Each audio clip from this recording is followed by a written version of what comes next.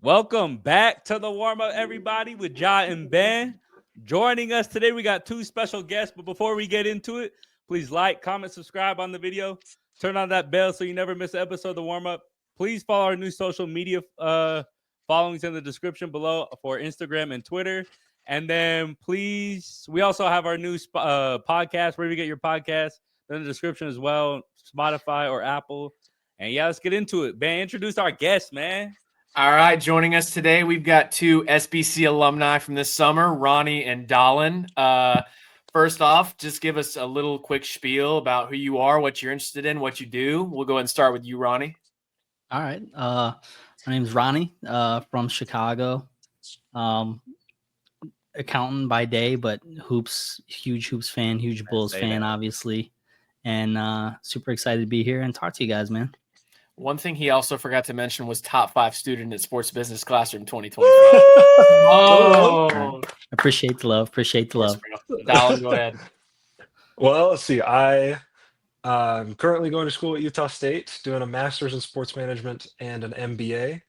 And I'm an aspiring hoops junkie, hoops front office manager. I'd love to work in salary cap analytics, and it's awesome, dude. Just love hoops. Yeah, everybody on this panel is going to be in the NBA one day. Mark my words. So, oh man, yes sir. Sure.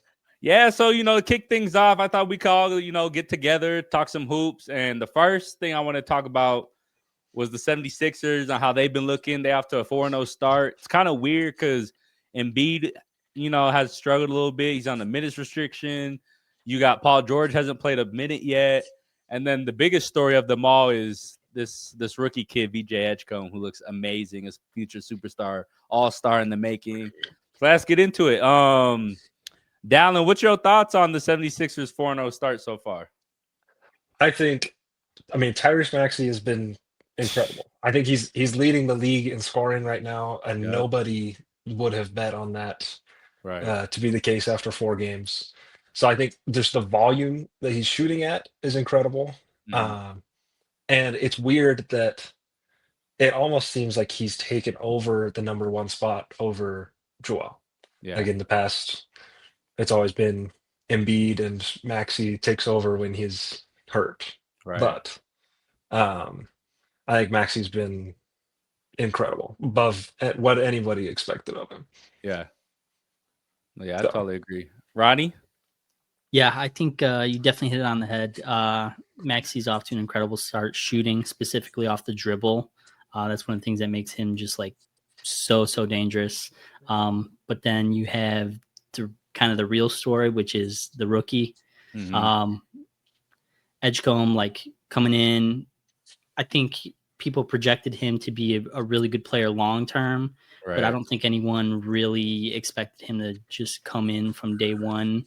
And like they're running offense through him. It's not like he's a complimentary player and just kind of picking his spots. They are inserting him into the offense, and he is a big part of what they're doing right now. Yeah. So it's really cool to see because it's not something you see specifically from guards every day. Right. Ben? Yeah. He hit it on the head. This backcourt is providing scoring that they haven't had in years. And one of the things that stands out on the stat sheet is also the amount of shots they're creating for their teammates, which is contributing to them scoring in the high 120s over almost 120s and 130s over almost every game they've played this season. VJ's averaging 22. Tyrese Maxey is averaging, I think, even higher than that. The efficiency, it's ridiculous. The way that they're able to get the buckets from the spots they need to get them from, and also just produce for their teammates. I think Joel is going to be something to watch as far as is this rust or is this kind of what we're going to see? Because one thing I noticed in the first game of the season was, he was not getting off the ground. So interested to see what happens with him. And the good thing is PG hasn't even played yet. So when you implement him, if he's healthy, PG's a bucket too. So I'm really intrigued by this team. Yeah. Yeah, just to I agree with everything you guys said and all that analysis, but I feel like when we went live on draft night, we talked about VJ. It was we know he's this explosive kid and he has high IQ and this and that, but we didn't think the shot would be falling this early. And I think he has the confidence with the talent. I think that's a very scary combination where a player of his caliber, when like talent meets confidence, that's a very dangerous thing to work with. And to have it in his first week even of the NBA is just very special. And then Tyrese Maxey, man, I mean, he might be the fastest player in the NBA right now. I think it's up for debate. De'Aaron Fox is out, so baseline to baseline, I think it's Maxey probably. It got see, and with Maxey, he can hit the shot. If you too close, it's a layup every time. Yeah, it's an every time layup. Yeah. So I'm excited about the Sixers. In our season outlook video, I think Ben and I talked about how we thought they could potentially be the most explosive backcourt, and that already looks like to be the case. And we're only a week into the season. Overall, I kind of like the Sixers right now. Obviously, it depends on the big man's health, Embiid. I don't know if this helps Embiid's case because I thought coming into the season he might be the worst contract in the league. So from that standpoint, like he's not really expendable. Like I hear people, are they going to trade Embiid? Yeah, but you don't want to. You might as well just keep Embiid than trade him for pennies on the dollar. So that's kind of where I'm at with it. What's your guys' thoughts on like the season long outlook with the Sixers and big picture? Like, is it you rock with it, or like what's y'all thoughts? I'm gonna take this one if you don't mind. I think it's super, super fun right now. I don't see it being sustainable simply because of the minutes load that is on Maxey and VJ right now. Like I got it right in front of me. So far through 4 games, Maxey's averaging 41.7 minutes a game and VJ's averaging 40 minutes a game. Yeah. So like these guys are out there like the entire game.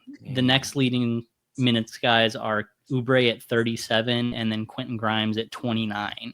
So it's like Tyrese and VJ are out there pretty much the whole game, and then they're just assembling lineups around them.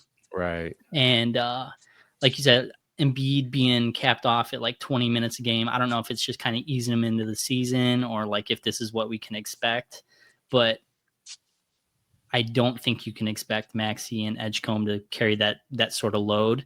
Good news is down the road, you're going to get Jared McCain back, and he was promising in his rookie season before the injury. Minus 110 to win Rookie of the Year when he got hurt. Yeah. I mean, he was balling, but so it's going to be vital for him to, get back and kind of hit the ground running so he can kind of take some of the load off of these two guys. Yeah, for sure. One thing with Joel Embiid, I think it would be incredibly hard to win. Like if you're talking about long-term winning a championship, to win a championship with a guy making $55 million on your payroll, only playing 20 minutes a game. Right. Like if it's going to stay like that, you have to look at like, hey, this is not like that percentage of your cap could be used way more efficiently. Right. To bring in depth that's going to matter in the playoffs. Yeah. Yeah. The thing that to add to that, in a couple of years, when these rookie deals are done on their young guys, as far as McCain and Edgecombe and a couple other guys they have on their roster, like they're going to be due for an extension. And, assuming that Embiid continues to play out this contract, you're going to have to make some tough decisions anyway. So, the argument for saying, hey, let's make that decision now for our future could be something that is advantageous that they could take a look at. I mean, obviously, I'd like to see Embiid get back to full health and play the way that he used to. I just don't know because of all of the surgeries and all the knee problems that he has had. Usually with stuff like that, you're just not the same. I think ultimately we're just going to need to see the season go on more and more because, he has spent a lot of time in recovery this offseason. I don't know how much on-court work he actually got, but it'll be interesting to see, like, do those minutes go up or is this kind of where it flatlines? Because, you need a big man on the floor in clutch time. And I'm assuming behind him, they've got, I know that Drummond is back in Philly, correct? And so what other bigs do they even have to put on the floor in crunch time, or do they play more small ball? Yeah, they got a Dembona who kind of gets the minutes. He's second-year player. I want to say out of UCLA, just like your standard kind of vertical lob threat big man. But it's like you said, it's not the level of production you would expect from a healthy Embiid. So definitely a problem long term. Mhm. Yeah, And we've I mean, seen Embiid yeah. at his best be incredible.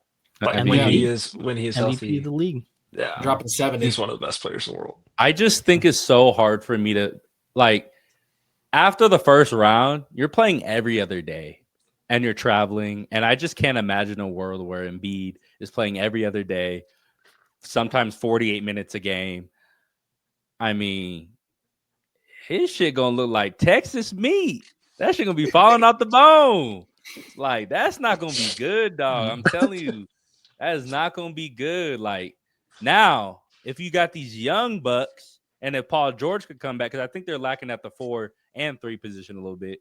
But if Paul George come back and he looked like Paul George of old, and by old I mean just Clippers Paul George, not no OKC or Indiana Paul George, but I think that is even going to take him even farther because Embiid don't need to score 30, 35 a night. Right. He really just need to become like a defensive anchor and get his like 20, like 24, 25 a night. They'll be good because they got young bucks that could run up and down, play 40 minutes a game, which isn't sustainable, but they could play high minutes. So yeah, they need to let Grimes get some burn. I feel like, 29 minutes. I mean, that's a lot of minutes, but I mean, like, you got to continue to let him get some burn because he showed some flashes of really, really good basketball when he got traded there last season. So he can be a way to get Edgecombe some rest, or even whoever's playing at the 3. I know that I don't know exactly has he been starting at all this season, or is he mainly been coming off the bench? I know he started Grimes a few. hasn't started a game. yeah, Grimes hasn't started. Yeah, I think that'd be advantageous to let him get some burn for sure. Yeah, I mean they're gonna have Grimes, McCain, VJ, Tyrese at one point. So you hope when McCain comes back, that takes some of the minutes off VJ and Tyrese are playing these high minutes. Yeah. All right. So move on. We got the most unexpected start, and I think it needs to be talked about. We got the Chicago Bulls, a team that I swear to you in that season outlook, I did not even want to talk about them. I noticed. Their over under was like 37 wins. And I was like, how are we supposed to like reason and rationale what they've done and like what they could be? But to their credit, they've punched me in the mouth early and they're 4-0 and they look great. And yeah, I'm gonna let Ronnie take the wheel on this one because I have no idea what's going on. It feels good. But much like the Sixers, I think it's going to be unsustainable. I'm hoping they prove me wrong. I think there are some things you can kind of take away from the hot start, though. Mm-hmm. I definitely think that Coach Donovan, like, he's established the style of play. Like, this is what they're going to play like. They're going to be one of the quickest paced teams in the league. They're going to try and wear you down throughout 48 minutes. Mm-hmm. And they're going to the thing that worries me is, are they going to be able to keep that pace up 82 games? Yeah. It's all good and well to do that, the first few months of the season. Right. But when you get into January, February, there's a little bit of attrition. You got a couple guys out due to injury. Right. Like they've shown that they're a deep team now. Kobe White hasn't played a game yet. Zach Collins hasn't played a game yet. Both of those guys played heavy minutes in the rotation after the Zach LaVine trade in the spring. Mm-hmm. So that's one thing to keep an eye on. I will say Josh Giddey's been impressive to me so far. I liked his extension number. I think it's fair, specifically when you look around kind of the landscape, other players that are in that $22 to $25 million range. You got 4 for 25, right? Yeah. Okay. Yeah. And straight up 100. Yeah. So, and I think he's going to outproduce that over the course of this contract. His 3-point shooting specifically has taken strides every year, and it looks like it's going to take another one this year. Yeah. He's gotten better off the catch. I think the next step for him is to show that he can shoot a little bit off the dribble, coming off screens as like the ball handler this year. Okay. And I think that's what can really unlock the next level of his game and maybe prolong, this stretch of good basketball. But there's a ton of things that have happened in the early part of the season that have led to this 4-0 start. Trey Jones is playing out of his mind, like incredible, just like ball mover, can run an offense, picks up, 3/4 court, applies pressure. He's one of the league leaders in steals right now. Just a really good, solid pickup. And then we were kind of talking about it a little bit before we got started, but Patrick Williams is showing signs of life. Man, it doesn't look like that's $19 million you're lighting on fire like it has in a couple years past. But and I've always been kind of a Pat Williams supporter. Me too. So I got a lot of stock in it. Yeah, it is nice to kind of see that pay off now. But it's just been a really fun start. You want to see it go on as long as you can. Yeah. But I think we're kind of trained to know that, hey, we're going to come back down to earth at some point here. Right. Okay. Dallin?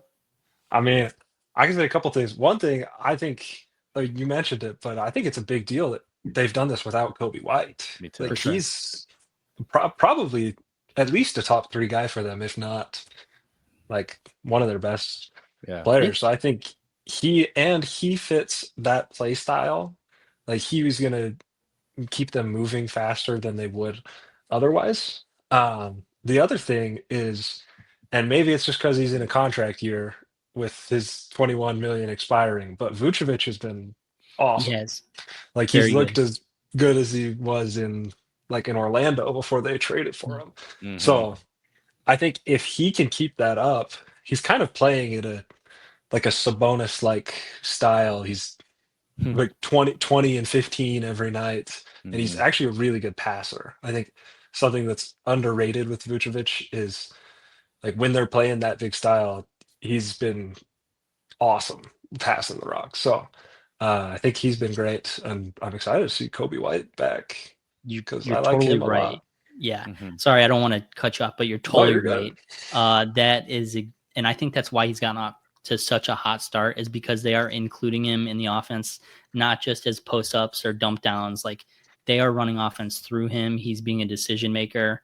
And that is a very underrated part of his game that, years past, you have Zach LaVine and DeMar going ISO on the wing. Yeah. Like, that's not going to show his strengths. Yeah. And I really think that the role he's in is showing his strengths, specifically at this stage of his career. So you're right on the money there. I mean, maybe his trade value will just go up. I mean, maybe one year rental for somebody.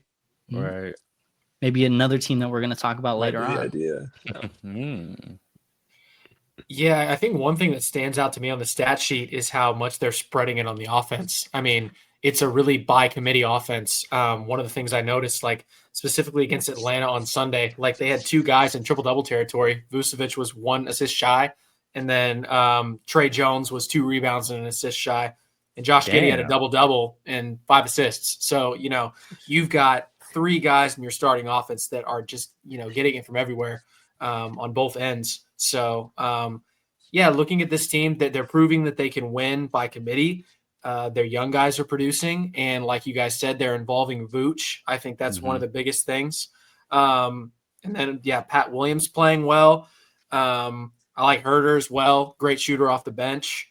Isaac Okoro from Cleveland. That was also a really good pickup. So, Chicago's he's been playing decent. I mean, he had 10 points in that game. And then against Orlando last week, he had I didn't play good that game. The defense and energy has been noticeable. Yeah. The shot's been a little slow to come along. I think that's kind of the book on Okoro. He's not stuffing it on the offensive end, but he's getting it done on the defensive end. That's kind of what I see. His plus minus is pretty decent. But yeah, I mean, looking at this, do I think it's sustainable? We'll see. I would say that it would have a better chance of being sustainable than in the past due to the fact that the Eastern Conference is really, experiencing a lot of like change. So, there's always that it's poop. There's always an opportunity for a team to emerge. I mean, like the example I always use is Sacramento, and I believe it was 2022. A team, the Chicago Kings. Like a team that literally no one expected to be in the playoff race, let alone a top 4 seed. So, wouldn't surprise me if Chicago was able to sneak in. I think they'll most definitely make the play-in tournament. I don't really see that being a problem. That's and, fake. we'll see what happens. I think y'all are out y'all mind for all y'all talking about the Bulls, and y'all didn't bring up Buzelis. Mm-hmm. Come on, man. Yeah, that's true. Right. That's We're true. burying the Buzelis lead. has been elite to start Yeah, this he has. season. And this is a guy who's, correct me if I'm wrong, Ronnie, he's a 6'9", 6'10" He's like wing, 6'10", yeah. and he could jump out the gym. The 3 balls knocking down. He looks like he has the potential to be very. I want to say special. I don't want to say all-star. I don't want to like limit him because I think he can be that. Just I don't want to put that on him for this season. But he's looked like he's having a great sophomore season. I like he's what putting he's it on doing. himself, Ja. Like he's specifically stated, like that is his goal. He wants to, if not this year, then very soon become like an all-star caliber player. So you're right there. Yeah. He looked like it. And then when I watched the games, I know coming out of the draft, they were worried about his lateral quickness on getting switched on the guards. He looked perfectly fine to me. He's learning how to use his size as a weapon, and they look great. I mean, like you guys said, they're moving the ball. Billy Donovan got that extension this offseason. He got everybody moving the ball. It's not like you said when they had DeMar and Levine just ISO and bucket for bucket. Like this is a good brand and culture of basketball you could build around. And man, the Bulls gonna be Bulls because they being good in a good draft this year. So I know that kind of hurt your heart, but hey, if you build the infrastructure, talent gonna come. And then I'm gonna hit it back with y'all. Do y'all think this makes Kobe White expendable? Because they didn't extend him. So like, hey, do you try to improve this and trade him off, or like what's your guys' thought process with that? Yeah, I guess I'll take it. So it's kind of tough because him and Io are both up for a contract. And Io's played really well. Io's more of a two-way guy than Kobe is. Io's a great on-ball defender, point of attack defender. And long-term, he might be on a more team-friendly contract than Kobe. Kobe's like a 20-point-per-game guy, kind of a combo guard, can handle the ball, can run an offense, not really like his best role necessarily, but he can get you buckets, whether it's on ball, off ball. Like he's a professional scorer. And so there's already kind of been some rumbling like, hey, we're off to a hot start. Do we really need him to come back? And I think they do. Like Dallin said, if he's not their first best player, he's their second best player. And it's all going to be like what you think of Giddey long term. Buzelis eventually, will take that role. But right now it's Kobe White and Josh Giddey.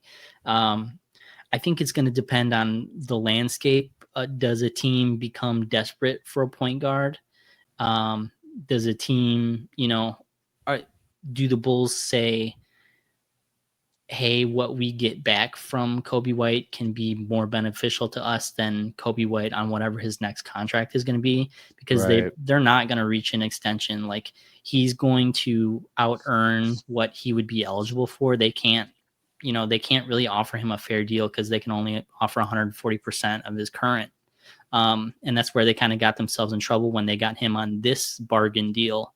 So there's kind of been some talk that they will seek a trade. I don't know that I expect them to, but it's kind of something that the fan base is already monitoring and putting out there. I mean, how about Ben's Mavs? They do point guard Jason Kidd's on the press conference asking for a guard. Yeah, the Mavs. I think if like we see Reed Shepherd struggle, like he's had some ups and downs. No, 100%. I think that could be a possible candidate. That's really good. I like that. Yeah. But again, like I don't know what if Houston's gonna trade Shepherd for Kobe White straight up. Like I think, like I don't know. It depends how close they think they are. If they think Kobe White can slot in, and it's the difference between them going out in the first round of Western Conference playoffs and making it to the finals. Like maybe it's, I think it's going to depend how the landscape looks, as we get closer to February. Yeah. Well, gentlemen, before I answer the question, I need to interrupt with a quick video because something crazy happened in the Lakers game tonight that we might have just missed. So I'm going to roll the clip. Now with 5, with 4, with 3. Austin down the middle, he goes to win the game. That's game. Yeah, Austin. Yeah. Hell yeah. Now with yeah. Gotta love that. Wait. Oh, we're gonna owe him so much money. Dude, I gotta go back and find the Mike The Green Lakers version. aren't gonna be able to I got to afford see if Mike gave him the bang or not. Man, That was we got the nuts. best better backcourt have. in the league. Forget Philly. We got the best backcourt. Yeah, but I had to show that because I got the alert and I was like, he called game? He did what? So I was like, I had to share that. God. But We was to up answer 13 before we started filming. That's not good. They almost blew it. I guess I'll put a bow on Chicago real quick. I think for Kobe, I think you stick with him for right now because I really want to see what this team looks like when he's on the court. If the team begins to struggle and then around the trade deadline you're kind of treading water, you can maybe explore a deal because I know there's going to be a team like Houston that's like, hey, we got to get a point guard. Well, you now. can't lose them for nothing. Yeah, no, you can't. That's my whole thing. You either extend the guy or you trade him. Yeah. You can't lose him. I do. Nothing. To answer the Dallas thing, Dallin, I don't think so because I think, Kyrie's going to be back pretty soon. D'Lo's playing decently. We're running flag at the point guard still. That's a whole nother conversation. Oof. And then Brandon Williams tonight, the kid from Arizona, emerged. I mean, he dropped 20, and it was a smooth 22. He looked like Did he just get arrested? That's another story. Oh, anyway, he was on the court. That's all I know. Oh, okay. But okay. Yeah, so we can go ahead and move on to the next team here. We'll change it over to the West. Let's answer this question. Do we think Golden State is the biggest threat to OKC? Yes. Let me start out. Listen. Go for it. I was wrong again. I thought Steph would have to do too much for this team to be like in the race for contention. But my God, are they getting contributions from like Jimmy Butler's not really known as a scorer like until playoff time. He's came out the season swinging. He's scoring out of his mind. And I think the biggest like whoa factor is Kuminga. I mean, Kuminga looks amazing right now. He's slotted in as their fifth starter, and I don't think he's going to lose it this season. He's guarding James Harden. He guarded Anthony Edwards. He guarded Jamal Murray. And then he's dropping 20 to 25 on the other side. The fact that they're keeping Steph Curry fresh and winning these games on the defensive side of the ball is insane because Curry hasn't had to be Curry yet. Like he had that great Denver game. He scored the last 13. But man, the Warriors look good. And I trust a veteran team with championship experience and that lays their hat on the defensive side of the ball. Like they look good. They look really good, man. And I'll say it first. I was wrong. But Warriors, I think OKC should be afraid of the Warriors right now for sure. Ronnie, what you think? I think again, you hit it right on the head, Jah, with Kuminga. Like Steve Kerr basically came out and said, like, this is his job until like for the foreseeable future. And I just can't believe the 180 that happened. It just seemed like this was headed for a divorce, all through the second half of last season. And the summer, things got contentious of like looking for an extension. And he's just come out and kind of put all that to bed and been like, you know what, I'm here and like I can make a difference on this team. And he has so far. I want to give like a smaller shout out to this rookie that they have playing. Oh my God. Will Richard. Dude. Florida. Dude, yeah. Is that their next Jordan Poole, man? He's like that next find that they have. He's been playing big minutes for them. And there was some videos that were out like on socials kind of Kerr talking to, I don't know if it was Steph or Jimmy, like on the bench during like one of the preseason practices. And he was like, this kid can really play. And we've seen that so far. So just something to monitor, like how big of a role he plays. But I think we just kind of like we know what this Warriors roster is for the most part. Like we know what all these guys do. They've been in the league. We know kind of how they work together. We've seen how Quentin Post can kind of come in and, you know, play some big minutes, give them like a stretch look. And then Draymond comes in and he's more the defensive guy. So they have a lot of tools in the toolbox. And if there's a coach that knows when to use those tools, I feel like Kerr's a good choice, you know, like he's going to know when to, you know, what switches to pull at any given time. So it looks like it's going to be a fun season for them. Yeah. Hey, I love Golden State, but it's gotta be my guy Aaron Gordon and the Nuggets. I'm saying I think they've flown under the radar as being one of the biggest threats to OKC. I picked them to win the championship. Then you have ball knowledge. Then you know. But it's flown under the radar that Jamal Murray is averaging over 30 points a game right now. So like if he can keep, I think if Jamal Murray can take the scoring load off of Nikola Jokic, then Nikola Jokic can be at his best. Because Nikola Jokic is at his best when he is the hub of their offense and he can move it around. I also think they're deeper this year. I think the addition of Valanciunas, as well as Cam Johnson, has been great. Cam Johnson has not been like shooting the ball well, but I think that like long term it's going to work out, especially because he brings a lot more defense than Michael Porter Jr. ever did.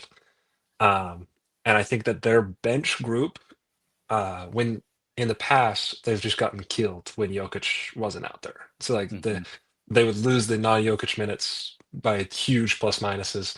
And now that they have Valanciunas coming off the bench, Peyton Watson has been playing a lot better. He's been consistent. I think that even Tim Hardaway Jr.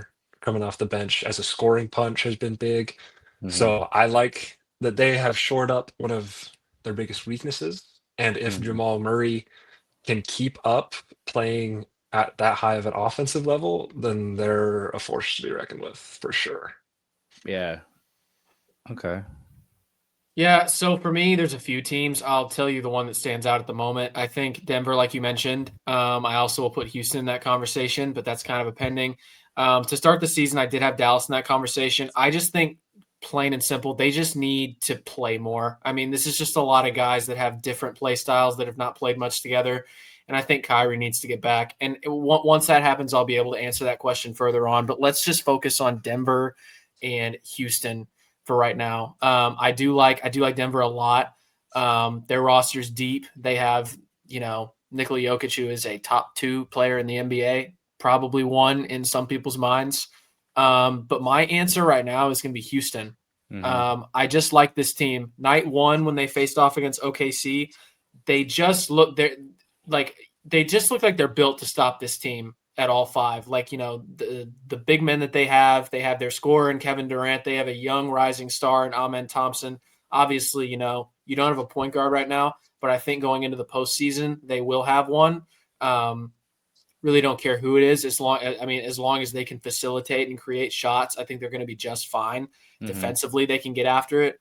They got off to an 0-2 start, dropped one of the Pistons, but since then, they've been putting up the numbers on offense. I think scoring over 120 in both games. Kevin Durant has looked great.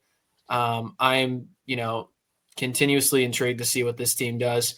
I would say sleeper pick is obvious. I think San Antonio as well. I don't quite know. It's so early. I don't quite know if they're ready to take the leap yet, but I'll tell you this, Wemby is showing every sign that he can. The question is, will everyone around him take that leap with him and, get on his back and go all the way to the finals or the playoffs or to wherever it takes them.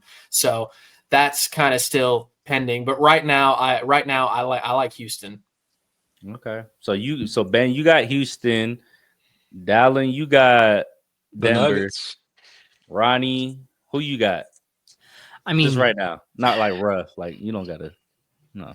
I mean, right now, I would say Golden State's looked the best. Yeah. I think ceiling wise, it's the Spurs. Like, if they can, show that they're not competent, but a step above competent. Yeah. Around Wemby, like it's going to be incredibly hard to deal with them. Houston for me has the biggest questions because like, while I don't think the ball handling, like lack of point guard is going to affect them as much during the regular season, when it comes postseason time, it is going, like, we talk about hunting matchups all the time. Like if they have a weakness that glaring when it comes time for the postseason, it will get exploited. It will be game planned around and it will be very apparent. So like Ben said, hopefully by then they've addressed it in some way, shape, or form, whether Reed comes along or they find a suitable substitution. But like right now, they have the biggest question mark to me. So, I mean, and to your point too, like that first, I know it was the first game of the season, but Lou Dort was doing layup lines on Reed Shepherd. Like it did not look good.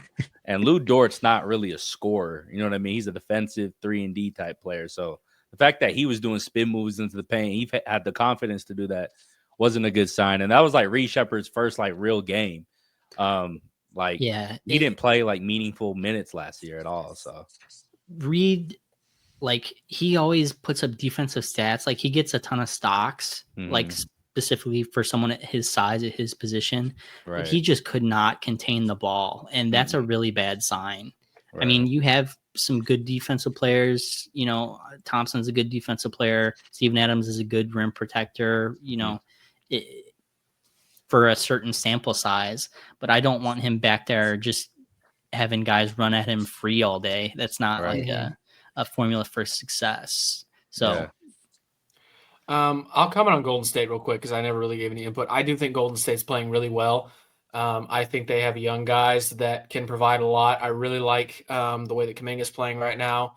I love the way that the young kid is playing as well. He's been lights out, and obviously Steph Curry has been heroic to start the season. That game against Denver was genuinely incredible, and it's just like at this point it doesn't even surprise you because you know he's done this so many times. I always said my biggest concern. My two biggest concerns with Golden State are size and health. You know, obviously you brought in Al Horford, but when you put him up against the big dogs in the West who have got, you know, I mean, like if you put them up against a guy like Wemby or Jokic, like, you know, what is going to happen? And obviously Aaron Gordon dropped 50 on them and he's, you know, he's not center, but obviously he's a bigger guy. So, you know, I just want to see how they match up against the bigger teams in the West. And then as far as health is concerned, like Steph is 37, Jimmy is, I think 35. So it's like, you know, Al Horford 40.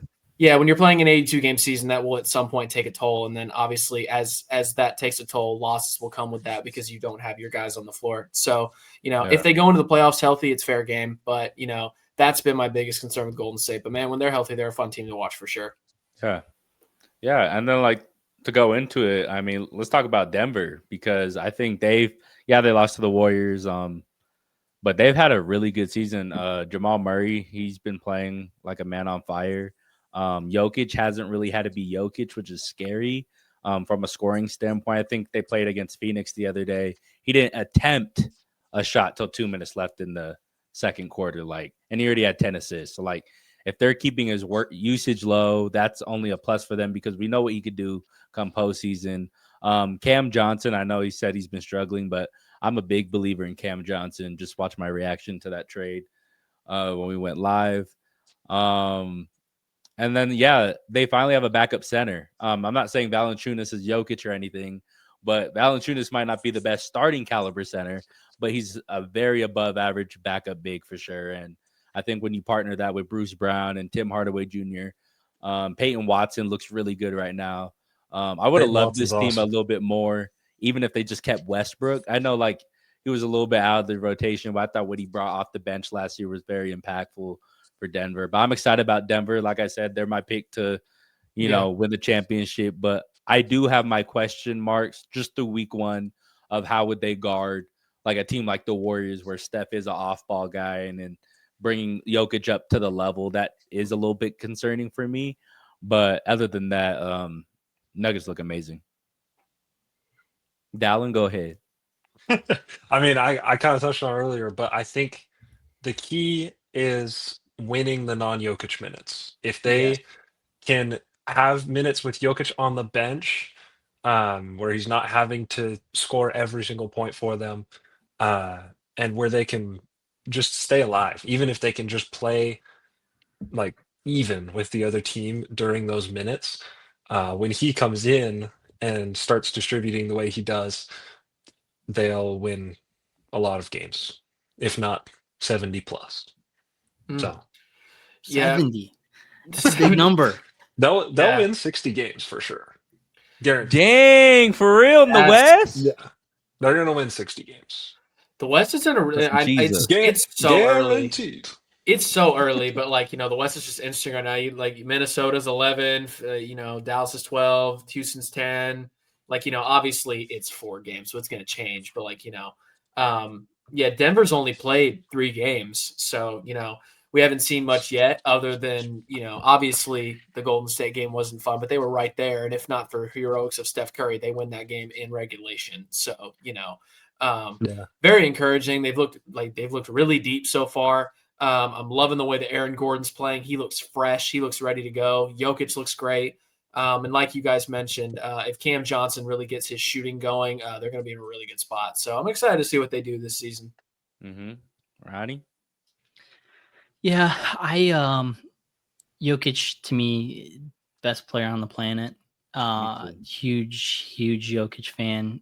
Jamal Murray, super impressive to start the season. He's historically kind of been a guy who starts slow and kind of plays his way into a rhythm. And, second half is usually better than the first. Right. We kind of touched on it with Gordon dropping 50, but he deserves a ton of praise for taking what was a weakness early in his career, the 3-point shooting, and making it like one of his strengths. Like that's one of the ways he wins for them on the court. To me, it's the Valanciunas addition is huge. The Cam Johnson and Michael Porter thing, I think it's not as cut and dry as some people want to make it out to be. I think jury's kind of still out. I would lean that it's going to be an upgrade. I want to see more of it. Right. I think people tend to underestimate how good of a rebounder Michael Porter Jr. was. Like, he's a big dude and helped out on the boards in ways I'm not sure Cam Johnson can. That's not to say that they can't make up for that production in other ways, different players, different roles. But for me, the question for the Nuggets is going to be how much internal growth do you have from some of the others? Like we kind of talked about Peyton Watson, like Julian Strutt. Like, what are some of these other Christian guys? Brown even. Yeah, Christian Brown. Like, it would be great if he could take a step, not necessarily to like an all-star or anything, but do you have more to give? And I think that's how they get to a 65 win season, is if they see some internal growth from some of these, young players that they've drafted over the past few years. I think we know what we're going to get out of their top 3-4 guys. It's going to be, what do we get behind that? And does Jokic have to kind of carry us on the back, or can you hold up your end of the bargain too? Right. Yeah, no, I totally agree. I think we're all in agreement, though. We all like Denver's odds and all that. Yeah. And I know we're all tired. If you have Jokic, I like your odds. You have Jokic, you love your odds. But I know we're all tired. But to like wrap this up, I mean, we can't do this pod without talking about this guy. Wembanyama has arrived. I talked about it a little bit with like VJ Edgecombe, when confidence meets talent. It's scary. Wemby's looking like he's trying to embarrass the other team every single night. And every time I watch him, he does something I've never, ever seen in my entire life. He's came out a man on a mission. Now, they ain't played nobody yet. I think their hardest team was the Mavericks, and the jury's still out on them. But Wemby looks absolutely amazing. I can't wait to see what this team looks like when they play Houston in a couple weeks. But Wemby, man, I don't even know where to start. Like, between the threes he's hitting, the shot blocking, Anthony Davis is one of the best two-way players in the world. He looked like he was like, oh, you can have it. Like, I've never seen 80 just give it up like that. it was something to watch. What's your guys' like thoughts? Because me and Ben already talked about Wemby a little bit. What's your guys' thoughts on this whole Wembenyama? Yeah, let's hear it. I mean, one of my favorite things I think that he's doing this season that has been different from last season is his shot selection. I think Right. last season, if you look at the numbers, he was attempting almost double the 3-point attempts that he is per game now. And you can tell the difference in the way that he's dominating the paint points. Like, I think it's a big deal for San Antonio, who doesn't have, like, Jeremy Sohan will play the 4 for him when he gets back from injury. Mm-hmm. Who else is going to be a bigger paint presence for them? They don't have a great one. So I think it's great for him to be dominating the paint. And I love his mentality for sure. Like, I think it's been incredible to watch that he wants it more than all the other guys. Looks like he's playing against toddlers. Mm-hmm. Yeah. Ronnie? Yeah, Wemby is one of a kind. I've definitely never seen anything like him, and I don't know that I foresee seeing anything like him in the future. Right. He is one of one, and I think the thing that has impressed me is how intentional this all seems. Yes. Like, Dallin, you talked about the shot diet. It almost leads me to believe that he kind of knew what the expectations were the past couple of years and was just kind of playing around, like seeing what he could get away with. And now that we're here and he's like, okay, it's time to compete, I think that might be part of the change in the shot diet, saying, okay, I know I can do some of this other stuff, but this is really where I'm best used. And he's like playing that style of ball now. Yeah. I was just, there's been so many ridiculous stats that have come out. You know, I've seen stuff all over socials. I saw a graphic talking about the first 120 games of their career. And it was saying that he's had more points than LeBron, more blocks than Hakeem Olajuwon, and more threes than Steph through the first 120 games of their career. And it's just like, if you extrapolate that out over, I don't know how long his career would be, but like, even if it's relatively short, even if it's like 8 to 10 years, like that's still going to put up ridiculous numbers, just absolutely insane. So I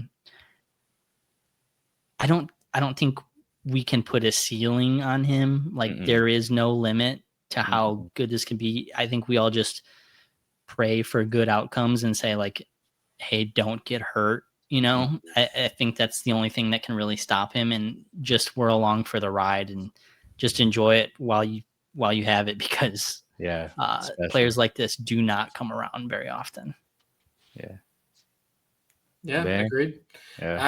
I couldn't have said it any better. I've definitely given my spiel on Wemby, but you know, he has emerged so much that he can take the San Antonio team far if they put in a certain amount of contribution on both ends. I truly believe that they have enough pieces to where it's like this could not only be, you know, a play-in team / playoff team, but this could be like a top 6 seed if they continue this. I want to see what they look like against some of the good teams in the West, but you know, what Wemby is doing is not human, and they don't even have De'Aaron Fox yet. So, you know, I'm really excited to see what Quick that looks question, like. just gut feeling. I want to hear each of you guys.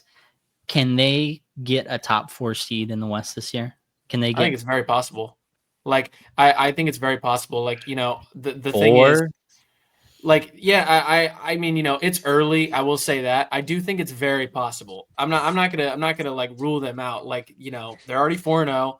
If they start looking good against the West teams, let's just say Wemby stays healthy and continues on this trajectory and is averaging what he's averaging.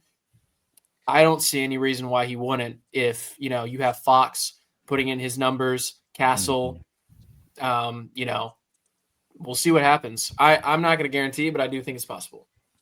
Yeah, I don't want to like you said, we don't want to put a ceiling on what Wemby's been doing.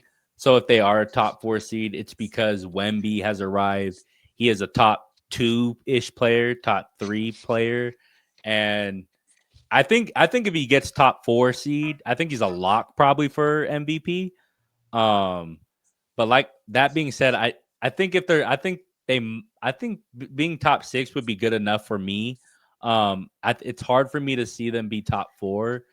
But if they're even top 7, I mean, I thought they would be at least a playing team, like 7, 8, 9, 10, right? But more on the 7, 8 side. But if they're a top 6 seed and they've already taken that jump, and somebody we haven't talked about either is like Stephon Castle, who he's been amazing this year. And you have that defensive juggernaut in Castle funneling into Wemby. It's hard to score on them. So I think if they do get top 4, it's not just because Wemby is like this heroic guy. It's because Fox and Castle have taken some steps, and Carter Bryant gets into the rotation. It's like a whole team effort. But I would not be surprised if Wemby carried them because he's absolutely unbelievable. He is. For sure. I think it would be really hard for them to get in the top 4 just because of the other teams. I mean, yeah, OKC, Golden State, the Lakers, and when Anthony Edwards get back, Minnesota. What about the Nuggets? Julius Randle's been awesome. The Nuggets, Houston. So hard. by then, you like if they get a 5 or 6 seed, that's overperforming for what we thought they would be. So I'm excited to see what happens. Yeah. I know we're going a little bit long. I have a quick follow-up question. Yeah. Let's say they were to get a top 4 seed, and let's say the Bucks were to get a top 4 seed in the East. Which would be more impressive? Giannis carrying the Bucks to a top 4 seed, or Wemby carrying? Like, which one would get the MVP vote in that case? I would personally pick Wemby, and that's probably a little biased because of like voter fatigue type thing. But what Giannis has done already, and like, because I've seen Giannis win a championship, be the best player, right? But like Wemby's this new shiny new toy, so I think he'd get like the popularity vote. But like to your point, I think Giannis has been the best player in the NBA so far. So and I don't think his supporting cast is very good. Exactly. If you take Giannis and Wemby out of the equation, the Bucks team is significantly worse than this they are probably a top 5 lottery team. Yeah, I think that's why I would pick Giannis, because the team is so sorry. So they got Ryan Rollins giving 25 off the bench. Rollins looks good. Miles Turner's has been bad. Miles Turner's looked okay, but I think the supporting cast that Wemby has is young and exciting compared to Milwaukee, where it's just a bunch of vets just trying to see what they can do. So yeah, I would lean Giannis as well. So I'm with you guys. All right, do we got anything else y'all want to touch on before we get up out of here? Just appreciate you having me. Dude, absolutely. Anytime. It's great to catch up with you guys. It's about time we did this, because we've been trying to do it for months now, and we finally found a time. We got any announcements, Joe? Anything like that? Is that a trick question? No. Like, yeah. Yeah, I think, let's see what else. We are still working on finishing that season outlook. That will 100% hopefully be completed by this weekend. I'm sorry for the delays on that. Yeah. We should have another video either coming this weekend or early next week. We'll have some more guests on. You'll definitely see these two again. I promise you that. Right. But, absolutely. yeah, I think that's all I got. So you can go ahead and close this out, Ja. I think, or just to add on one, I think we're going to try to go live pretty soon again. The NBA Cup starts Friday. Maybe after some of those games, it'd be good to go live then. But we'll be in discussion. We'll drop an announcement, let you guys know, so y'all in the loop. But Thank you guys for watching the warm up. We'll catch y'all next time. Peace and stay safe. Have a good one.